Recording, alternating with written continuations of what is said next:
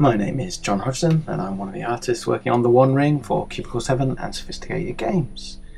And in this video I'm going to show you some of the real secrets behind some of the things I made for the game, some of the artwork.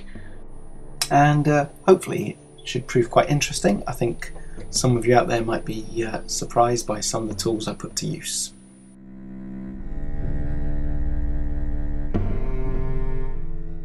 So here we've got a fly-in in a program called Google SketchUp, and I use Google SketchUp as a very simple 3D package, and it allows you to make very quick, very simple 3D models and fly through them, scan around them, rotate the model around until you get a viewpoint that you want. Now this was really handy on the One Ring because very generously the briefs for the artwork were often quite open.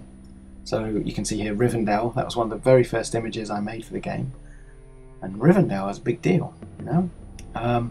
So to be able to make a few sketches to get the general feel, and then to pick viewpoints and get the best viewpoints of a complex location, having a 3D model that behind the scenes you can spin around, take different angles through, is amazingly helpful. So on something like Rivendell, it's quite a difficult location. If you go and dig up the sources, the Alpine Valley that Tolkien was apparently inspired by, and you read up as much about the location as you can, you can end up struggling with some situations like light into a very deep kind of Alpine Valley is an issue to be considered. You know, I ended up making a feature of it here with this beam of light coming through a Rivendell, if you like, through a riven place in the rock. The light comes through, and having a model that you can manipulate and show your client and your art director different angles, it's all good, very helpful to get the best result.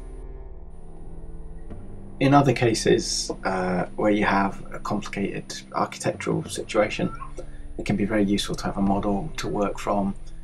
Again, to be able to move it around, it's a great guide for perspective and to show you different viewpoints that you wouldn't have necessarily thought of, or that perhaps would be too complicated to tackle with the time constraints, given all role-playing game artwork is made on time constraints.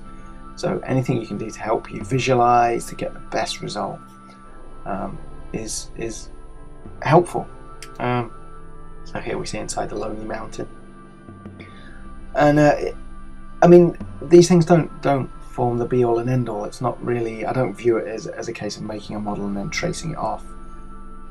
There's obviously a heck of a lot of design and painting work that goes into making these into realized finished paintings, but it's a very useful tool at the early stages to get things right.